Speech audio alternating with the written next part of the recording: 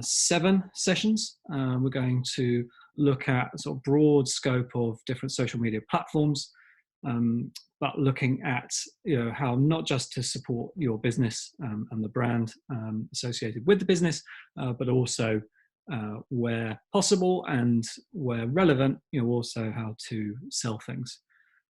So bringing in aspects of social commerce. So a few more people have joined. Good morning. Welcome to everyone. There we go. First supportive message on the chat. Thanks very much. Yeah, do feel free to drop things on the chat as well. So yeah, chat for comments maybe, and then specific questions, particularly as we start going through things on the Q&A section. So yeah, so again, welcome to the session. And this morning we're going to be focusing on Instagram. We're starting with Instagram because it feels the most relevant to the art and antique industries, being both visual but also with a story to tell behind that, and as we'll look at shortly, also the most powerful sort of social selling platform as it stands. So I think we'll get going. Yes, up to 38. So I think that's certainly a good number for us to get started. So just to go over what we're going to be covering this morning. So we're going to be probably about 20 minutes with opportunity to ask questions throughout, but also a wash up kind of discussion at the end of something that we haven't covered. So we're going to be looking at the difference between Instagram feed and stories. We're going to cover formats. We're going to cover your video and imagery and stories, obviously. We're going to talk briefly about IGTV and live. And then we're also going to talk about paid promotion before finishing up with influencer activation and partnerships. So it's quite a lot to cover. What I'm going to try and do is be reasonably comprehensive without teaching anyone how to suck eggs. So if I do the latter at all, then please bear with me, and hopefully there'll still be some stuff in here that's interesting. But as I understand it, there are some people who are sort of relatively new to Instagram and would like some support on the sort of basic tactical activation. So that's partially what we're going to do as well. So going to be doing a couple of things, one of which is sharing the screen.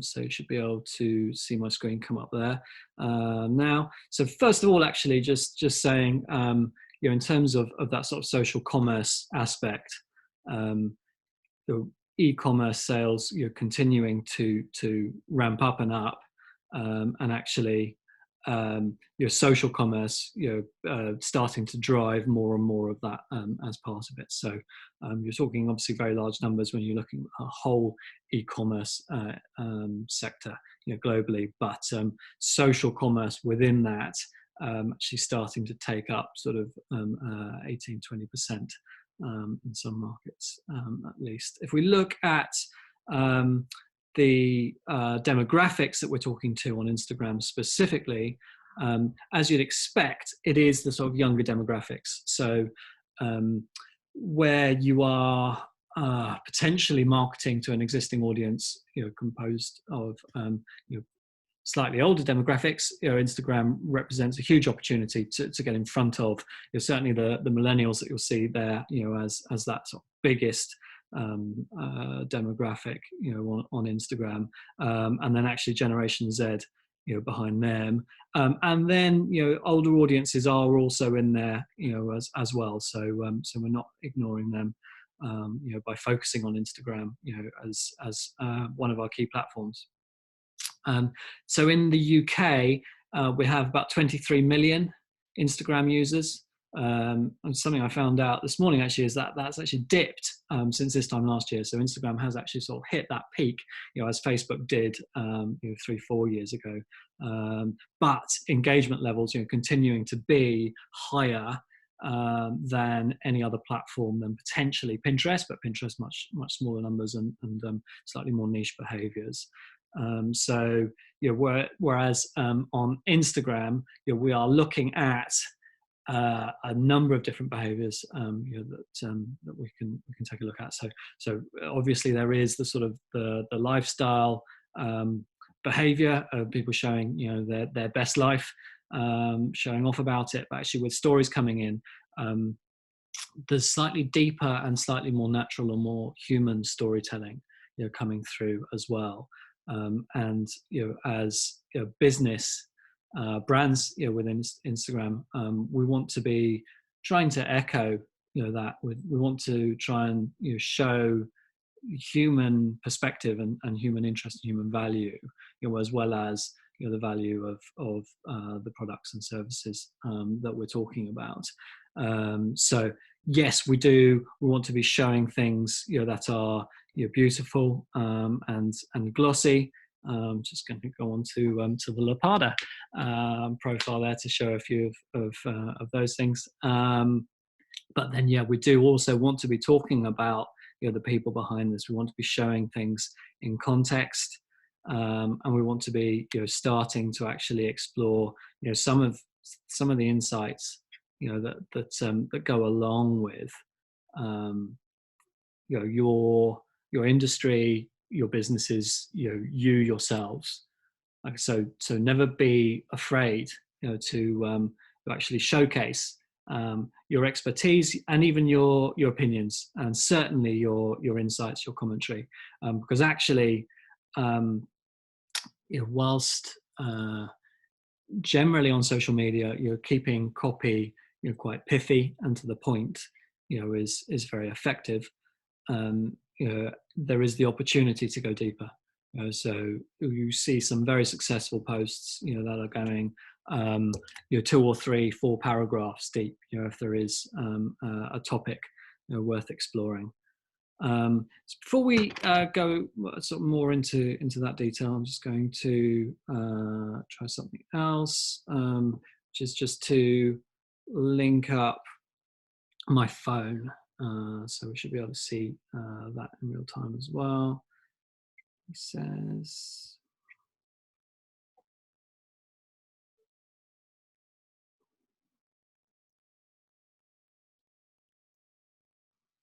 right, so you've now got actually for remittance posts, very beautiful.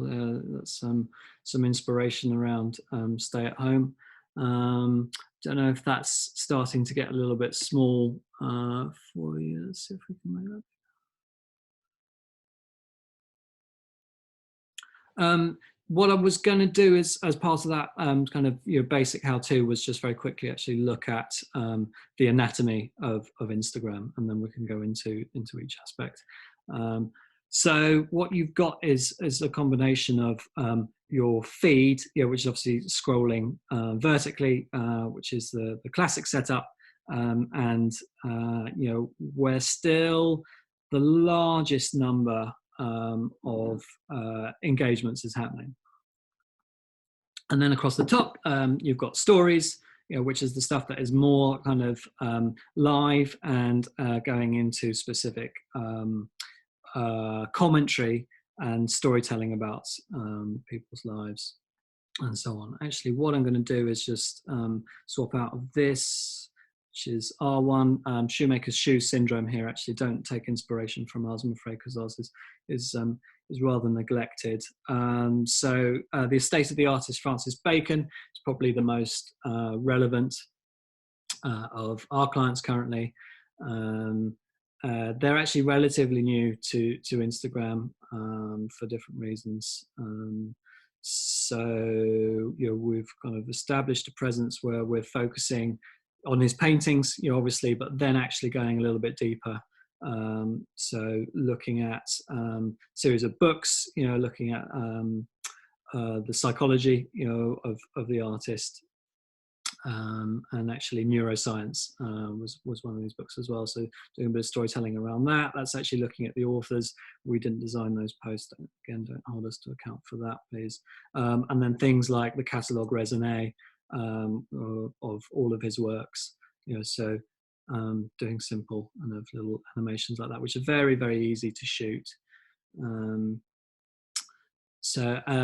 The other thing, actually, when you're thinking about composing for the feed, is to think about how the feed will look as a whole. So most people are obviously consuming from the home feed, actually a combination of latest posts and posts from people that they have engaged with the most.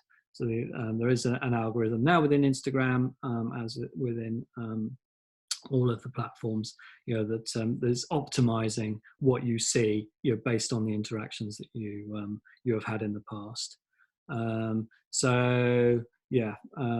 Feed there, stories across the top, and then if you dip into the stories, you can both click through by tapping, and then swipe through to the next person. And what you will see is a combination of the kind of commentary, tagging, and then these stickers.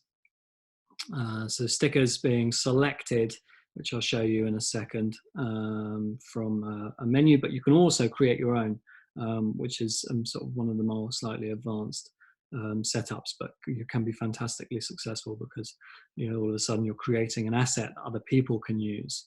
While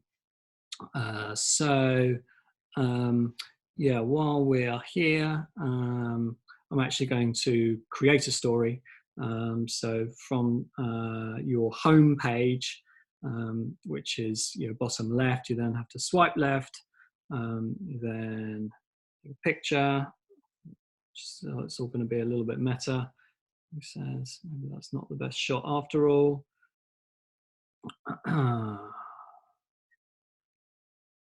Okay. And then you have these different options across the top. So you do want to be taking advantage of each of these. So you'll be saying, right. And then using the sticker options, making sure that you have a play, with it at the same time. You can use this paint dropper symbol on the left if you actually want to pick up a picture from somewhere else. Pick up that from the bookcase.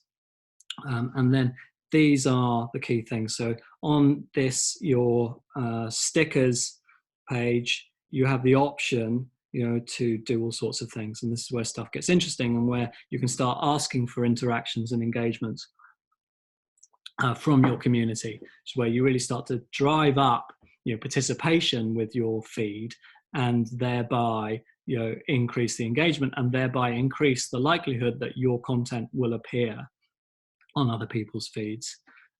So here I obviously want to mention LAPADA.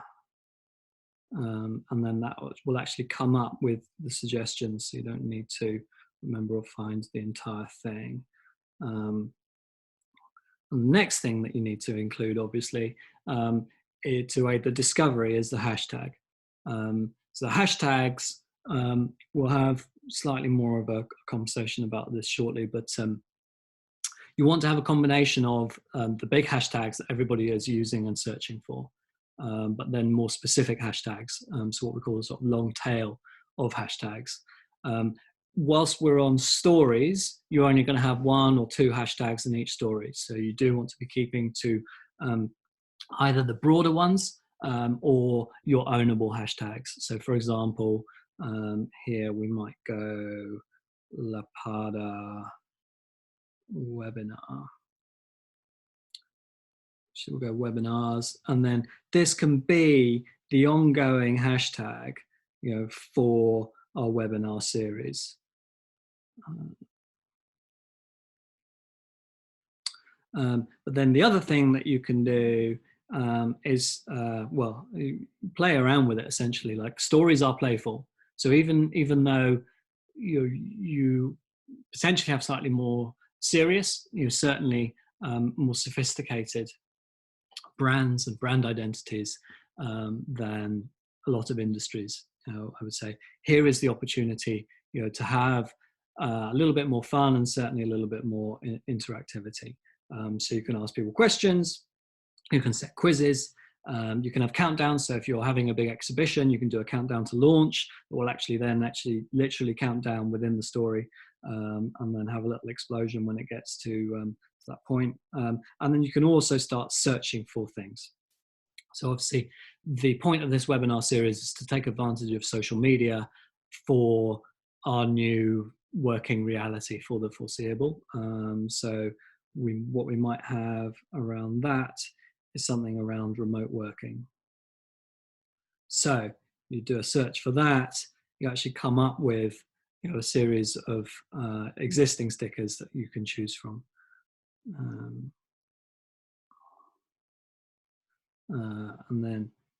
And so something I should have caveated from the start is that I'm not a designer, but there we go. So just as a very quick kind of anatomy, and then you have all sorts of other things that you can add to that. I'm within Francis Bacon, so I'm not going to post that now. So I don't think that would be quite acceptable to the Francis Bacon loving community. So I'm just going to discard it. The alternative you can have there is to keep it. So you have keep, and you also have a save button on the top navigation there. So that allows you to create something, share it with someone else if you need to, or indeed create something and then come back to it later. And then whilst we're in stories, you have all sorts of other opportunities down the bottom. So this is where you can also go live.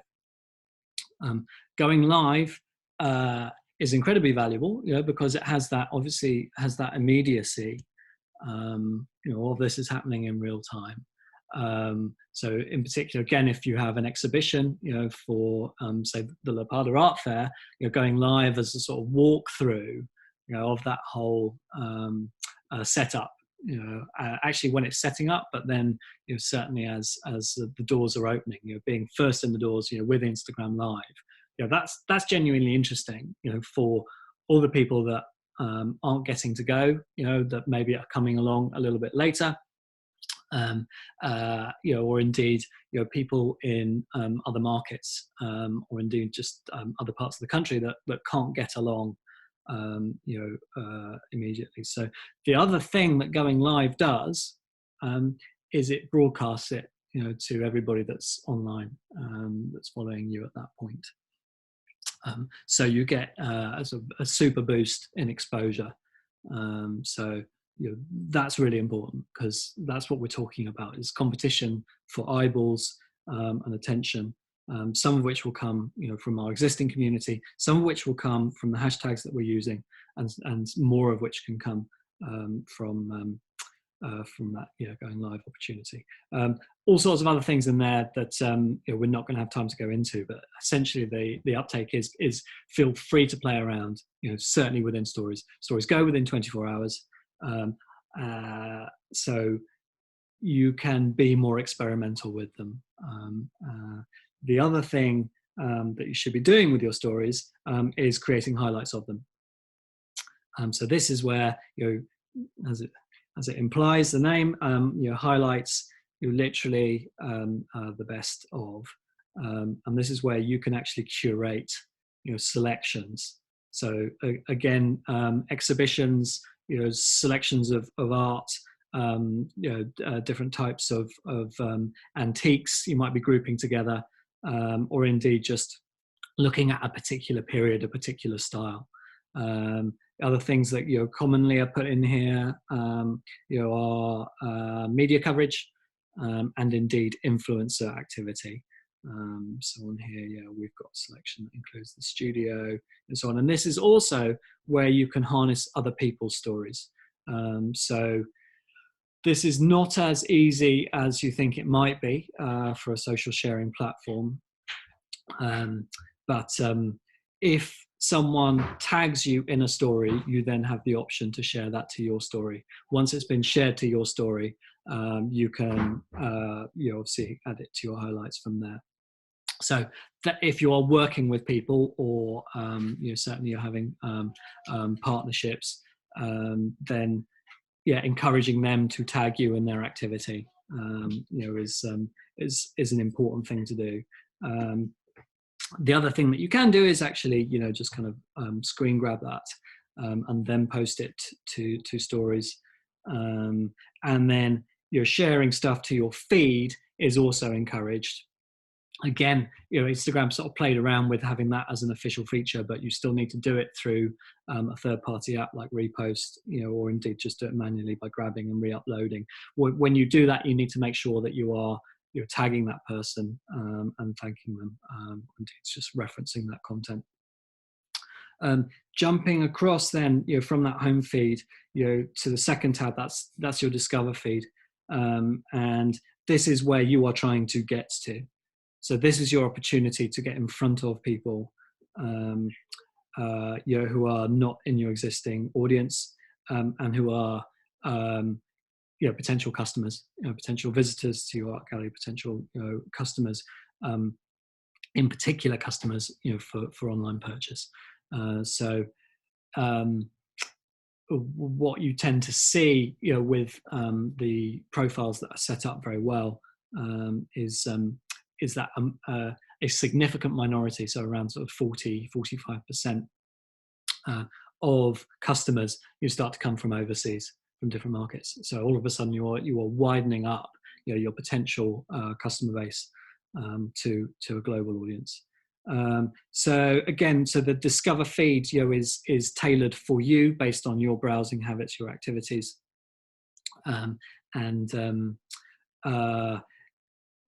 depending on how frequently you go there, depending on the popularity of the hashtags that you are using, stuff will appear there for more time and be exposed to more people.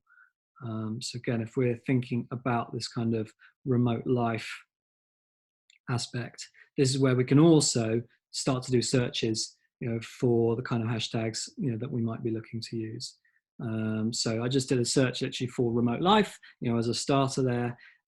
This then is giving the top people that have posted about that. Then you can have the opportunity to either look at the accounts, but what I'm really interested in here, is the hashtags.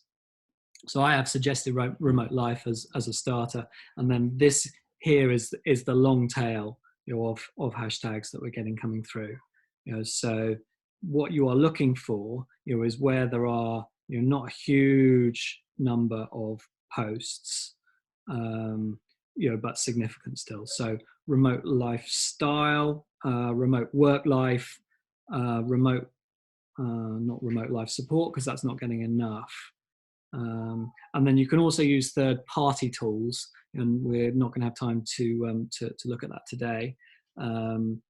But third-party tools will give you more data and give you kind of clouds around that. So examples of those are Hashtagify, and you can also get a free account on Later, which also allows you to curate your feed as a whole, as I was talking about before.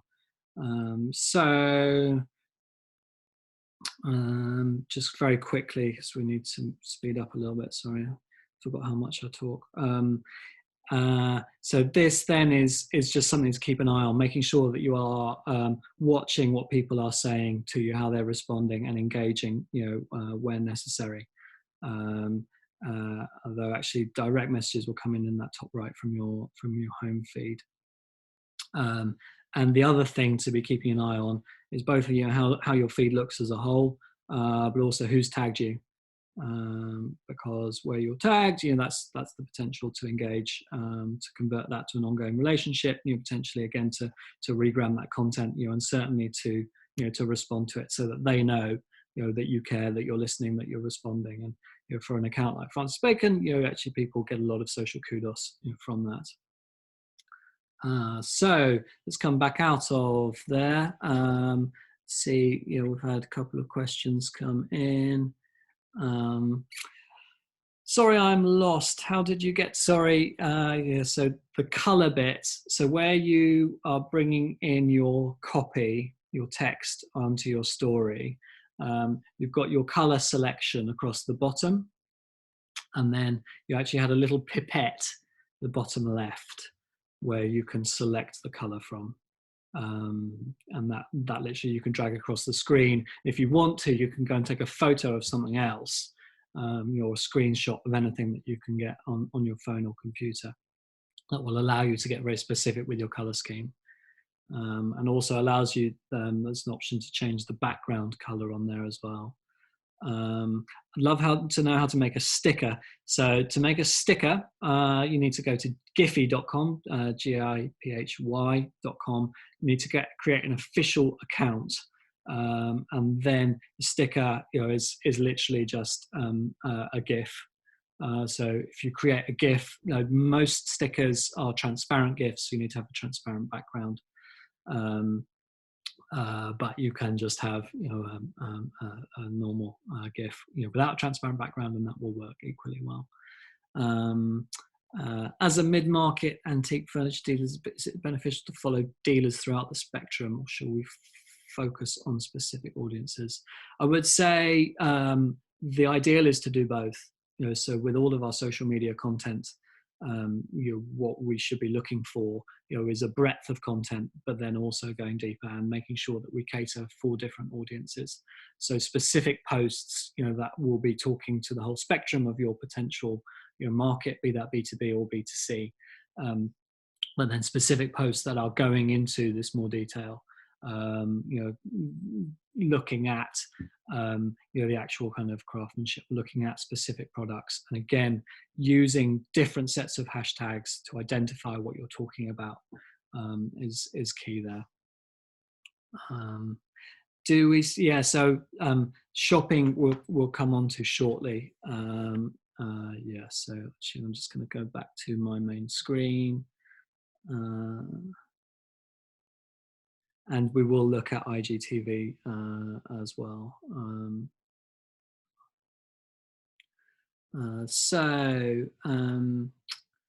LAPADA there got nice selection of different highlights. This is just I've shown you just as an example of creating a design identity for your highlights. So this is a water brand that we look after, and you can create your own icons or your own images, put them on your camera roll, and then as you customize your highlights, you can upload anything. So you actually get to have a really nice, clean aesthetic there as part of it.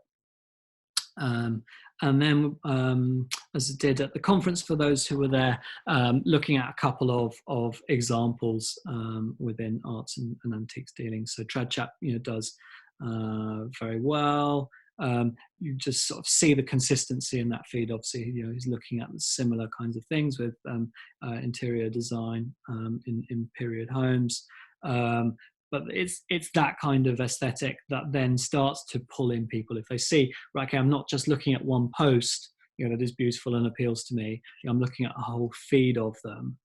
So whilst you do want to be having some variety in the kinds of content coming through, having consistency in the aesthetic is really important.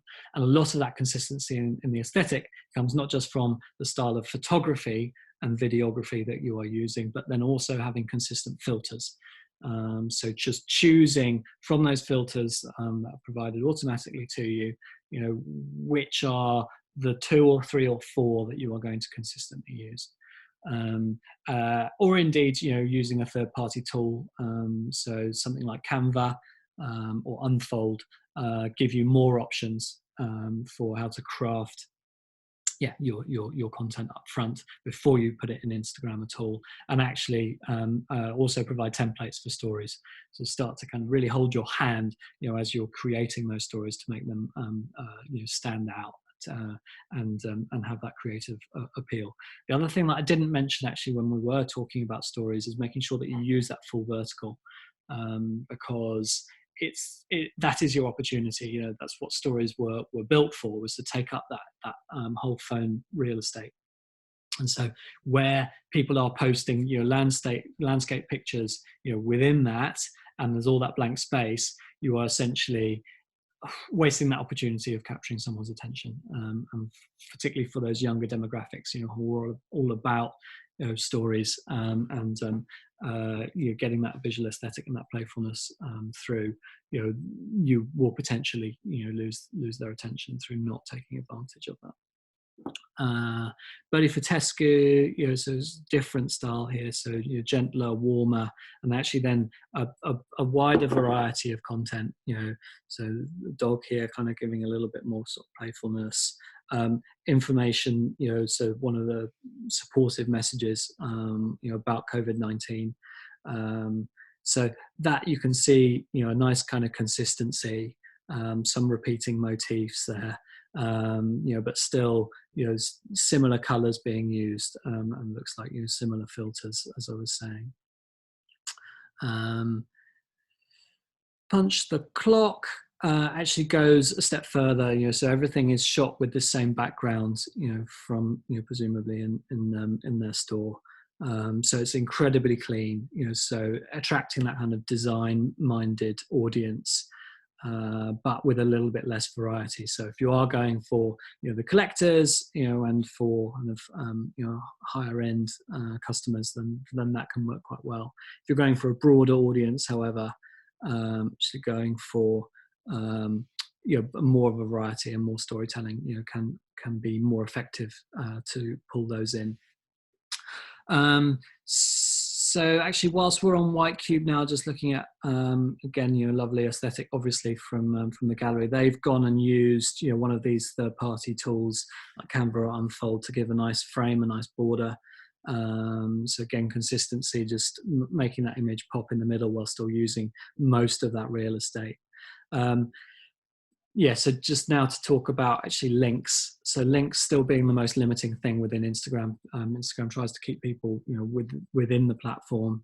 The only opportunities that you have are within your bio, which is why obviously you see a lot of link in bios for people, you know, pushing specific product posts. And then, yeah, question that we had on the Q&A: if you have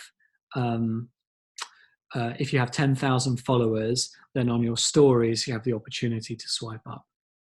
So that is a good target to aim for, you know, to give you that possibility, because all of a sudden you're not having to ask someone to remember, you know, the URL or go back to your bio, you know, and then click the link. They can do it straight from the story. So yeah, that is still the rule for now. We'll see if they open it up, but I think they're sort of trying to get people to invest on the platform. And then, yeah, Maddox Gallery, again, just that much more playful. Obviously, sort of, you know, more contemporary colours, primary colours, kind of popping on that, which is likely to appeal to those millennial and Gen Z audiences that are using it a lot. The other thing that Maddox have got in here is their own hashtag.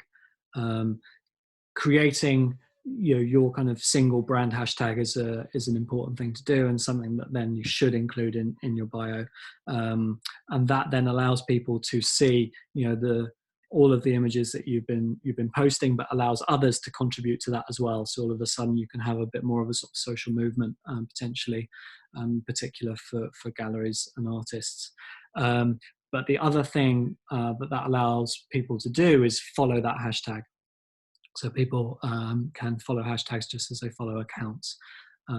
So it's important also to think about, you know, what hashtag feeds people might be following, not just for that Discover page. Right, let's just jump back onto the Q&A in case I've missed anything.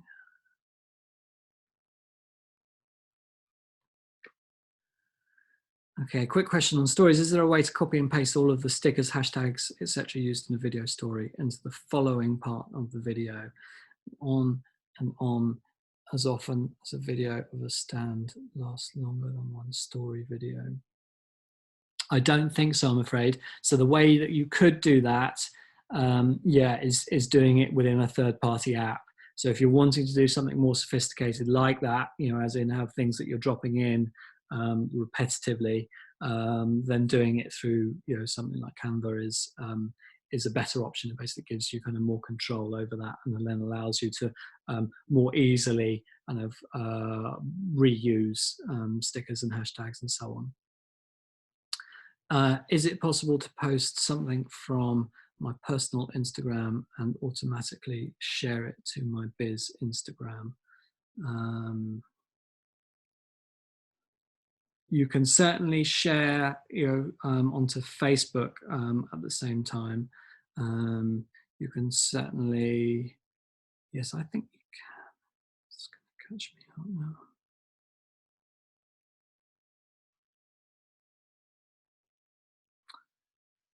Yeah, Ingrid, I might need to come back to you on how you do that, but I do think that is possible. Yeah.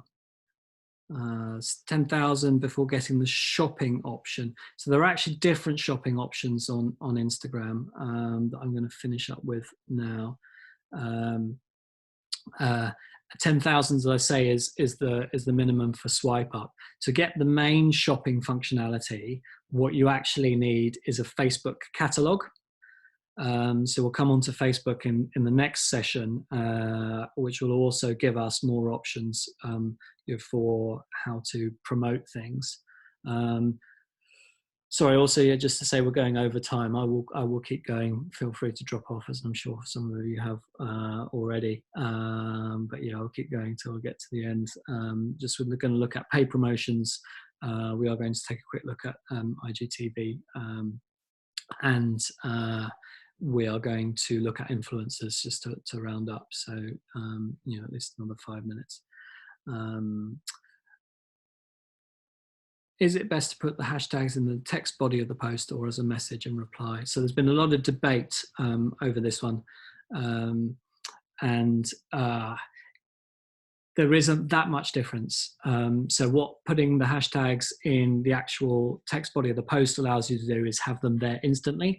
It does actually affect that discover prominence. With the top hashtags, there are so many people posting around them that you will get more exposure, if your post is incredibly fresh with the relevant hashtag. So even just then having them ready, which is what we tend to do because we prefer it to keep the text post cleaner. So we have them copied, from our content plan and ready to post immediately, and then drop them in the comments. There might be a very small drop off in exposure as a result of that, but as I say, because we're using a broad number of hashtags, overall, we still think that's preferable. Actually, on that point, number of hashtags to use.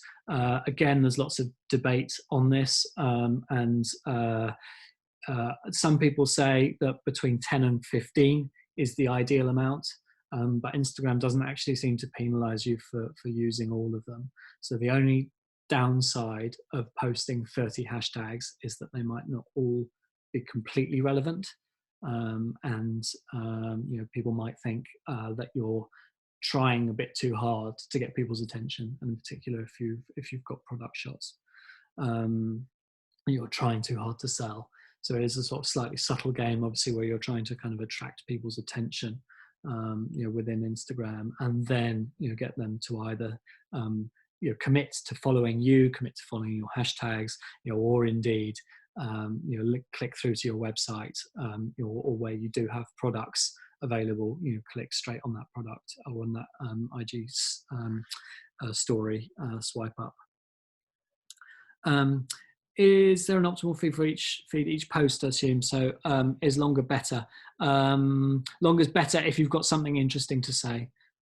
So certainly, yeah, where you're introducing an artist, you're talking in detail about an item of furniture, or an artwork, then yes, be interesting. Like, this is the platform where actually you can afford to go into more detail, because it's that image that will grab people's attention up front, whereas their copy will then draw them in and help you to convert. Whereas on Facebook for next week, actually pithier copy tends to be more effective. That reminded me of something else. Yeah, certainly, which is tagging people within that. So where you have artists, where you have artisans, where you have partner galleries, where you have authors, where you have journalists, where you have influencers, making sure that you tag them within your posts and within your stories is really important. as I said. There's a couple of links that we'll share with the recording afterwards. This is just about aspect ratios. Which is say, actually, it's best to use that full vertical 9:16 post for stories. Feed posts can be square. 4:5 is potentially preferable because again, you're just pushing up the exposure that you get, the amount of space you take up on people's phone, the amount of time, therefore, they're going to be scrolling past you. But you can go landscape, if you need to, like if you feel like you need that full width. Most of the time, even sort of cropping into landscape, tends to be more powerful if you don't need to show the entire image. And again, actually, what we would often do within Francis Bacon, is have a carousel, and in that carousel, for example, actually focusing on a specific element within a painting. And then pulling out, or indeed going vice versa. Carousels actually do get slightly more engagement than individual images, because if you have people repeat viewing their feed, if it's shown again, it will show them a different photo. So you have a sort of second or third even bite of the cherry opportunity for them to engage with your content. And videos get less engagements, but potentially better for brand awareness, and particularly for demonstrating your insights, your expertise. As I said at the beginning, please do put yourself in this content, at least from time to time. You go into detail. If you're happy to get in front of the camera, and give your opinions, your insights, on this period piece of work, style of furniture, and so on. We'll also share this link, which is more detail about shoppable posts. As I say, we will look at the Facebook ads platform properly next week. But setting up a catalog within there and then linking that catalog to your Instagram allows you to then tag a product just as you would tag a person. So then have more detail, more information coming up about that product, and then a specific link for people to click through and make a purchase. As I say, like Instagram, is seeing more purchases per user than any other platform, potentially than Pinterest. But so this has all the detail around that, which does get a little bit more technical, but then allows you to, as you see, actually you can call that out if you want to be that blatant. This is fashion, so sort of slightly different aesthetic, but can still be very powerful, to have that kind of capturing people's attention, getting their interest, getting them to think, actually that could look good in my home, or could be good as part of my collection, or could be good for my own shop, for example. As I said, we will look at paid for in more detail. If you are not doing Facebook ads in detail, you can just promote your post, and there are very easy, simple options for doing that. But tune in next week for more detail on how to specify your audience, because the Facebook ads platform is the same as the Instagram ads platform. It's all integrated together. And then finally, a little bit of chat about influencers. So influencers, obviously massively important in terms of increasing your exposure, but also increasing your credibility. What you are trying to do with your feed, is show that you are, the expert in this field, with a community of customers around you endorsing you, providing that social proof that your business, is the one to come to. For arts and antiques in your specific location, and in your specific sectors and areas of expertise. So having an influencer partner come in as part of that can be really powerful. However, you need to be careful about this. It's actually illegal to pay someone to do something or give them something in kind, and have them post about you, without using either hashtag ad or hashtag spawn, which now actually has to be right at the top. It can't be buried, within the copy. It has to come within the first sentence, has to come certainly above the fold, of your post. So if you are doing paid activations with people, then that's really important. But actually, the most powerful partnerships can be organic. So where you have built a relationship with people by inviting them in, by giving them early access, to exhibitions, to product launches. By looking after them, by having hosted kind of walkthroughs of your shop or your gallery, then they don't have to, post that it's an ad, because it's not. That's a genuine organic post. If you are doing paid for activations, it's better again to manage those directly, with those people. Have 2 or 3 that are ongoing, where they're supporting with ongoing content series potentially, rather than scattergun having lots and lots. But if you're doing a big campaign, then it can be worth working with one of the influencer platforms. So again, I have been going on longer than I said I would. So very, very quickly, this is Tribe, which is the easiest to use that we have come across.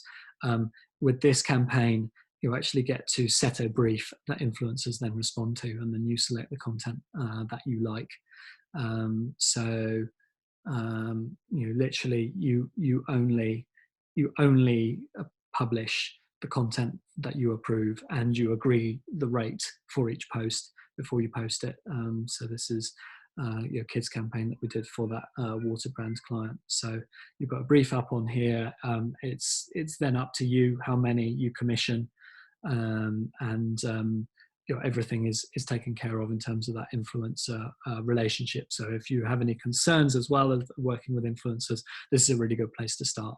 As I say, like working in partnership organically with influencers, can be more rewarding and certainly feels more genuine, for that audience. Are starting to become slightly more skeptical of, to be honest, this kind of approach where you are getting a lot of content, being released at the same time. Right. So I think that was everything that we were planning to talk about. Let's go back to the Q&A. Got a few more things in there. Sorry, yeah, IGTV. So the maximum video post that you can upload to feed is 1 minute. To stories is 15 seconds. Although stories will thread multiple ones together, although please don't abuse that, because people will get bored, because stories in particular is about rapidity of viewing, consuming lots of content whilst people are in that sort of browsing mode. But having said that, as I say, if you've got something interesting to talk about, if you're doing an interview with a thought leader, which might be yourselves, and there is more to say on a particular topic, then please do go into more detail. You can actually post the video to feed, and if it's longer than a minute, they will put the rest of it on IGTV automatically. Or indeed you can post to IGTV and then promote from your feed and from your stories. You don't do it if your video is a minute and a half, because that then feels like you have kind of cheated your viewer. They've been forced to kind of click through from your feed to your IGTV just for another 30 seconds. So do make sure that it is properly long form content. IGTV has not been as successful as Instagram hoped, but Facebook as a whole business is pushing longer form video now. So from those very, very quick kind of grabbing people's attention very quickly, social assets that they were encouraging last year, 2-3 years ago, now actually they are saying we want this deeper content, because over time it will prove more engaging. It's also sort of less destructive to people's attention spans, and it does allow you to draw those people in, and as I say, demonstrate your credibility or your expertise. So you can broadcast directly within IGTV. If you are using IGTV, then please do use portrait. Don't shoot that in landscape, and then just port it into IGTV. I mentioned including media coverage. Copyright is an issue. So it depends on that media coverage. Certainly within stories, because they are temporary. there is less of an issue around that. Like generally, if the media platform is publishing it on their social media, then you are fine to use that. If they're publishing it on their website, you are fine to use that, again, as long as you are referencing where it comes from, and ideally linking into it at the same time. Yeah, their content, they make their content shareable. So what is not permissible is taking a screen grab of something that's offline, and posting that to your feed. But yeah, you are allowed to share media coverage if it is talking about you. What are the best ways to form partnerships? Hopefully I've covered that. But yeah, again, to sort of browse around these hashtags and see, on that screen that we were looking at before, we saw the top people posting around each hashtag. So have a look for who those top people are. Drop into their feeds, have a look at what they're posting about, make sure they're relevant, and then just send them a direct message. Or indeed you can warm them up to a relationship, by following them, by liking some of their posts, by commenting on some of their posts. Hopefully they'll then even reciprocate back, and then you can start direct messaging. But essentially a lot of these influencers, this is how they make a living, is either through them getting early access to stuff, so they seem influential, so then other people are likely to pay them for things, or indeed if it is a paid for partnership, then making money directly from you. So they are open to approaches, and even the lower level influencers who you're not expecting to pay anything, you're just inviting along, to see stuff, and to be hosted by you. They are looking for the social kudos. They are looking for the chance to build their own followings in order to then be able to market themselves and convert it into paid relationships. So yeah, again, we've gone a long way over. We've gone almost double. So apologies for that. Alistair Mitten, how do I post to it? I'm sorry, I don't understand that question. So perhaps we can follow up separately about that, which I will arrange with LAPADA. Could do is just go back in case we had anything else within. Okay, stop share.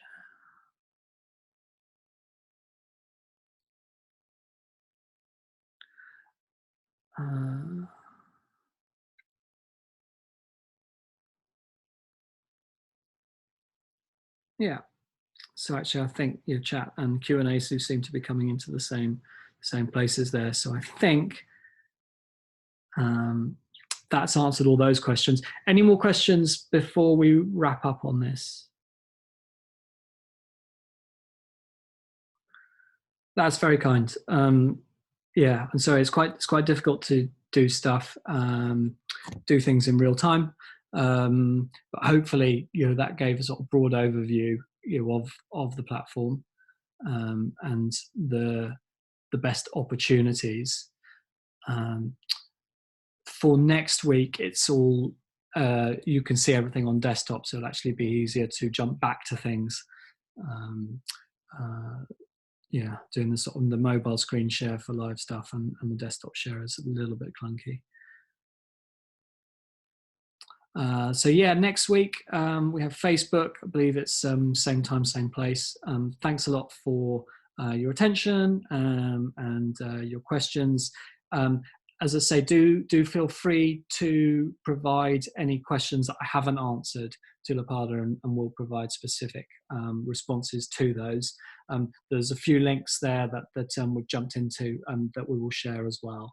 But yeah, thanks a lot for joining us. Thanks for your questions. Hope that was useful, and stay home, stay safe.